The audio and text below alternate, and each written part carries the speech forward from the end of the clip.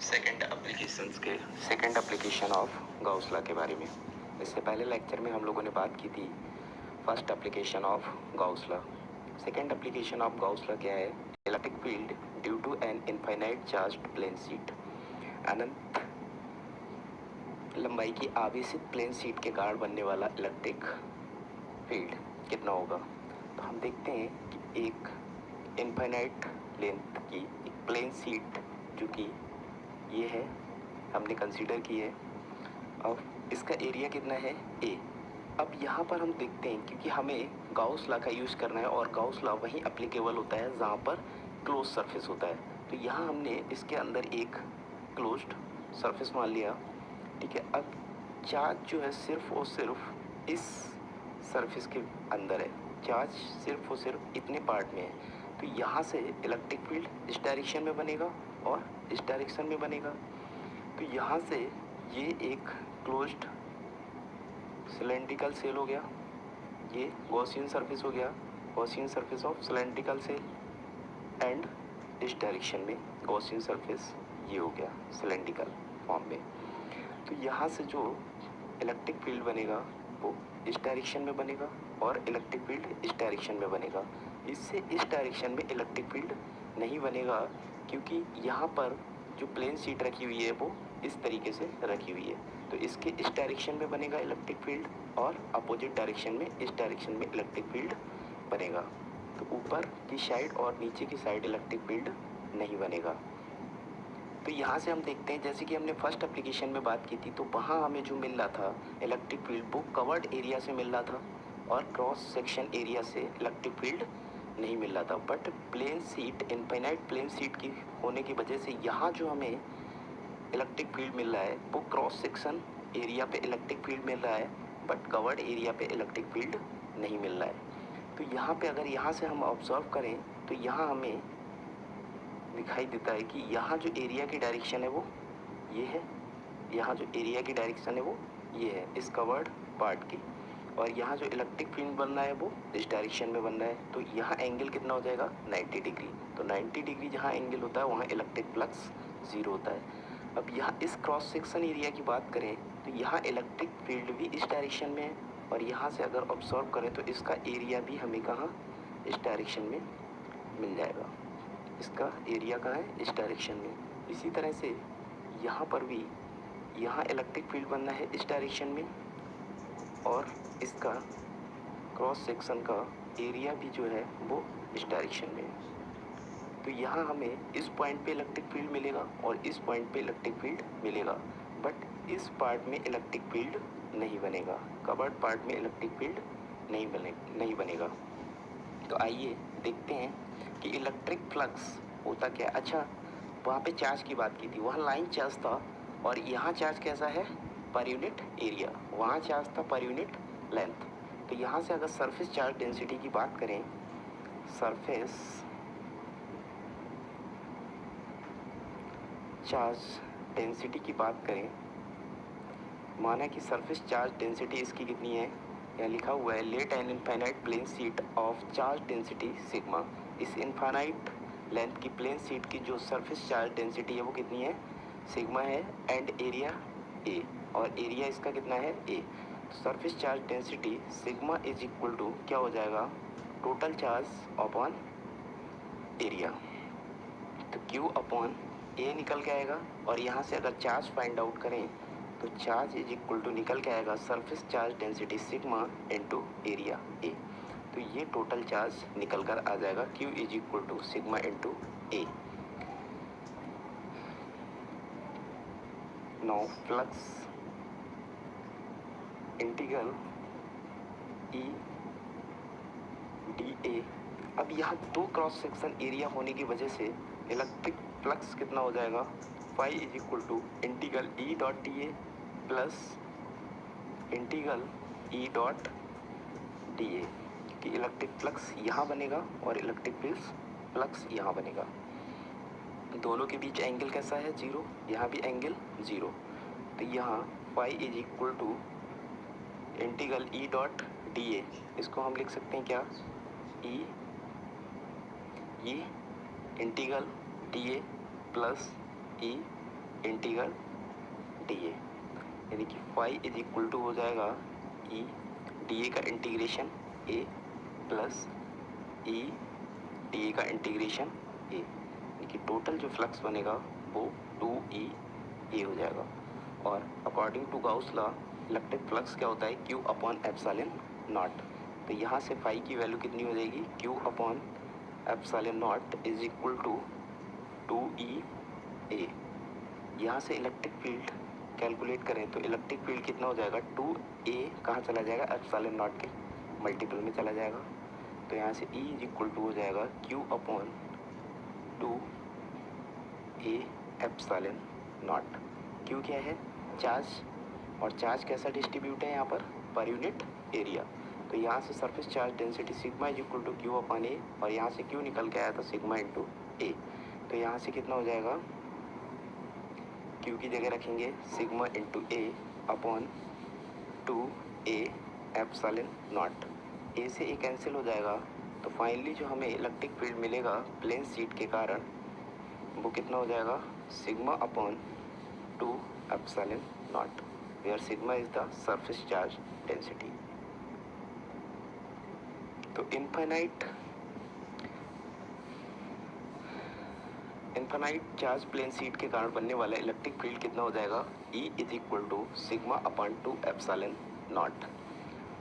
और infinite length के charge wire की वजह से जो इलेक्ट्रिक फील्ड बना था वो कितना था, वो था हमारे पास E is equal to lambda upon 2 pi R epsilon not. Next application की बात करेंगे हम लोग, इसकी थर्ड एप्लीकेशन क्या है, third application of Gauss law. Electric field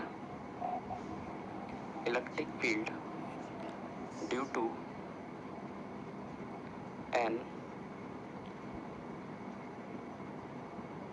electric field due to spherical shell, गोलीय कक्ष के कारण इलेक्ट्रिक फील्ड या वैद्युत क्षेत्र कितना बनेगा।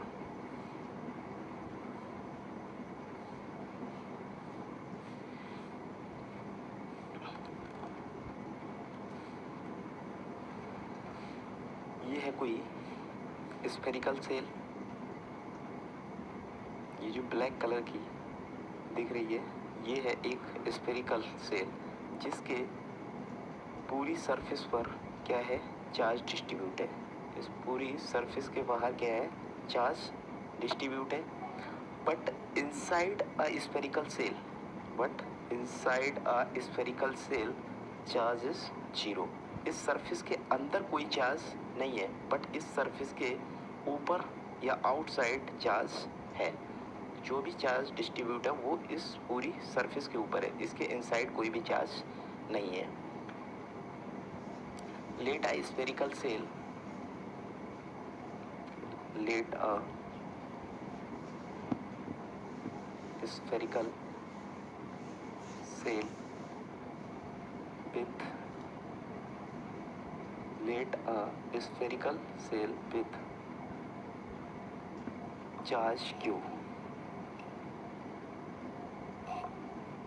with charge q of radius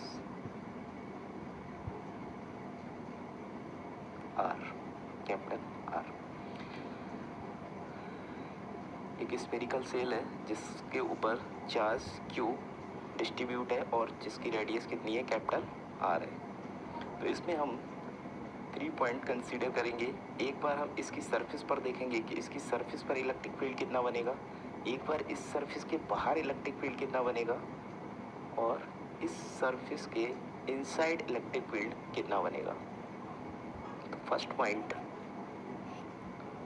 when point P lies outside of spherical cell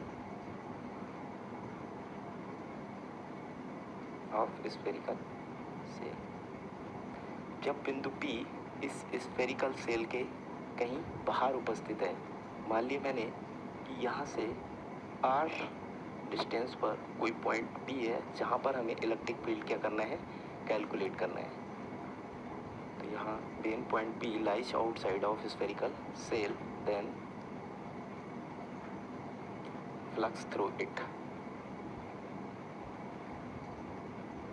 then flux through it, इससे पास होने वाला फ्लक्स क्या होगा। जब कोई बिंदु P इस स्फेरिकल सेल से बाहर उपस्थित है तब इससे पास होने वाला फ्लक्स कितना होगा, phi is equal to E dot D S. ये फार्मूला हम लोग ऑलरेडी पहले पढ़ चुके हैं। तो फ्लक्स कितना होता है, phi is equal to E dot D S. D S क्या है, एरिया ऑफ स्फेरिकल सेल। तो यहाँ ये डी एस जो है इस पूरे स्फेरिकल सेल का एरिया है, क्या हो जाएगा, ई डॉट डी एस कितना हो जाएगा, 4 पाई, रेडियस कितनी है, आर, यानी कि आर स्क्वायर। तो phi is equal to E dot 4 pi R square हो जाएगा। But according to Gauss law flux is equal to Q upon epsilon not. तो यहाँ Q upon epsilon not put कर देंगे और E into 4 pi R square. यहाँ से जो इलेक्ट्रिक फील्ड निकल कर आएगा वो इलेक्ट्रिक फील्ड कितना हो जाएगा, ये 4 पाई आर स्क्वायर इस एप्सिलॉन नॉट के मल्टीपल में आ जाएगा। तो Q upon 4 pi R square into epsilon not. तो यहाँ से जो इलेक्ट्रिक फील्ड बनेगा बाहर की ओर वो कितना हो जाएगा, 1 upon 4 pi R square epsilon not Q upon 4 pi R square epsilon not. या हम इसको लिख सकते हैं इस तरीके से, 1 upon 4 pi epsilon not Q upon R square. ये इलेक्ट्रिक फील्ड बनेगा स्फेरिकल सेल के बाहर किसी बिंदु पर। सेकेंड पॉइंट की बात करें तो when point P lies on the sail,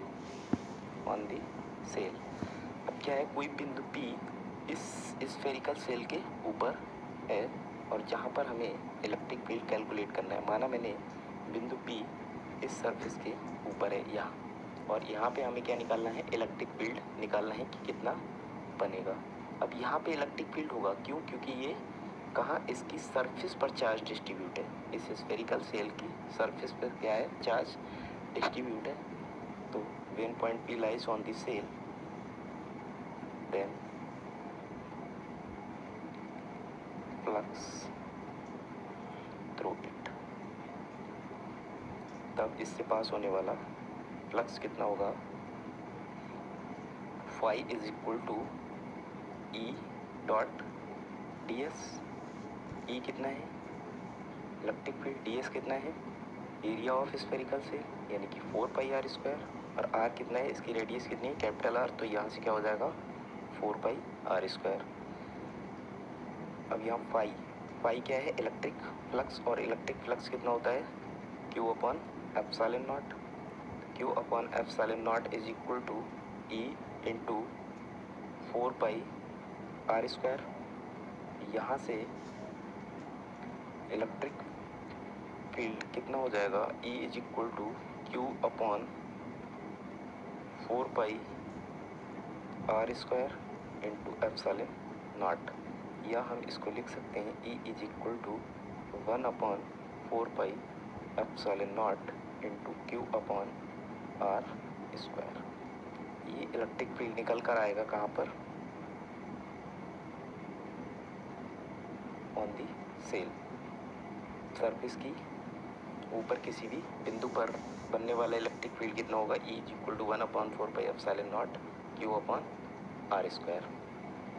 इसी तरह से अगर हम इसकी थर्ड पॉइंट की बात करें, थर्ड पॉइंट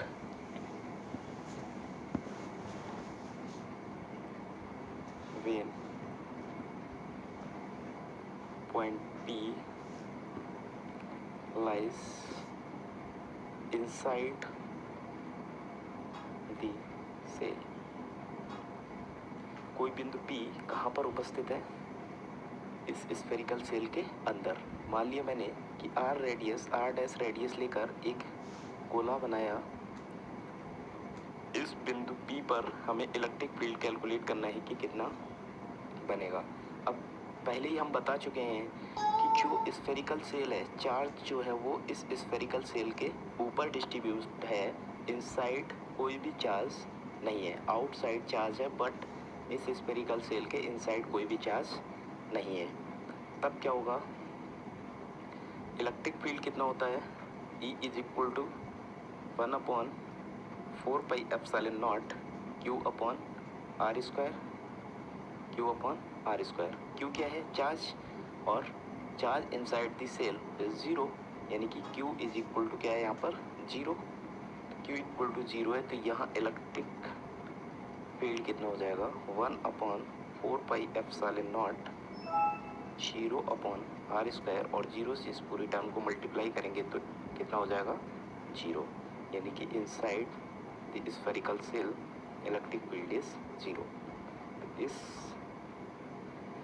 स्फेरिकल सेल के अंदर जो है वो इलेक्ट्रिक फील्ड कैसा है? जीरो। तो इस पॉइंट पे हमें इलेक्ट्रिक फील्ड कितना मिलेगा? जीरो मिलेगा, क्योंकि यहाँ चार्ज नहीं है। और इस पॉइंट पे हमें इलेक्ट्रिक फील्ड कितना मिलेगा? 1/4πε0 Q अपॉन आर स्क्वायर। यहाँ इलेक्ट्रिक फील्ड कितना मिलेगा इस पॉइंट पे? E equal to 1/4πε0 Q upon R square. ये थी गॉस लॉ की एप्लीकेशन।